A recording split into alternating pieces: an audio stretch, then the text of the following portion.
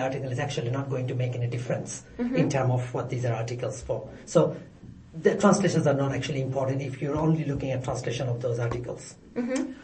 So as I said, you are free to provide any evidence that comes through. And I can't give you a time frame on this decision. So I could make a decision tomorrow, but then I may not be able to make a decision for a week. It depends on my workload, depends on other priorities. That's fine. It's just it came up in question about the profile, and I mean, you know, noting that it would be better to have a translation just to get an understanding as to what exactly is in the article. That would be our preference. But I understand that what you're saying. Yeah, but you do understand that the article itself is not going to make a decision. It is not one. It's not going to be one item. It is a combination and cumulative process as well. While I do individual assessment of his claims, of particular claims, I will also do a cumulative assessment. So if it's not going to come down to one article or a translation of one article, which now I already have a good idea of what it is. So, another thing I wanted to raise is that I think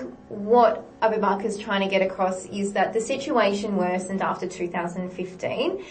He called the meeting, he contacted his dad, obviously because he was in Australia, so it's physically impossible for him to go around to other people's houses and get them over to his house. Absolutely. So that is, maybe there was a bit of miscommunication between who called the meeting. No, I'm clear on it now. So regardless. When he said he called the meeting, he actually asked the dad to go and ask the people to come and. That's right, and he appeared. I draw your attention to the most recent stat deck because I think that was most consistent with the evidence given today. In that, what he was trying to do is get support from the 15 to 20 odd people from the community that were either witness or were politically involved at the time to take that FIR further, okay, which he claimed that he can get evidence of as well. So again, I do request that we have extra time, but I understand your position on that already.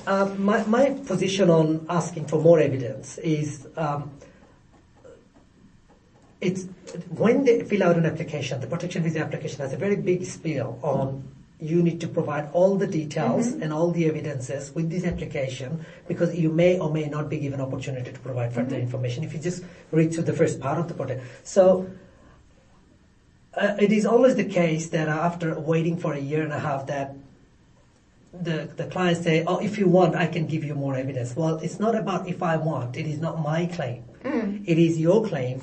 And you needed to provide as much information as possible, not withheld anything, hoping that I may not ask for it.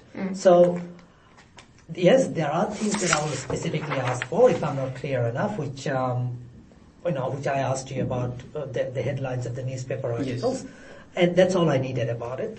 But if there was something that could support your application, you should have provided that. Obviously, we've only come onto the record. We didn't lodge the application for him or assist him with the lodgement process. So we're coming on the record. We're obviously, that this is the advice and legal advice that we've given. So, you say that he should have provided at the time of lodgement. Well, I mean, being self-represented. Look, I do interviews every day and I have this argument every day. Okay, so you're not the first person. I hear this argument every day.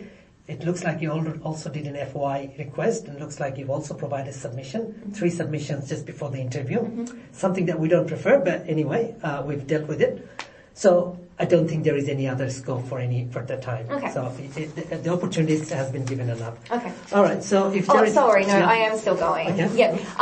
Just because there has been a lot of discussion about the FIRs, I just wanted to draw the department's attention to the most recent DFAT report on Pakistan, where it explains that the process is that the FIR is the first step in the criminal process.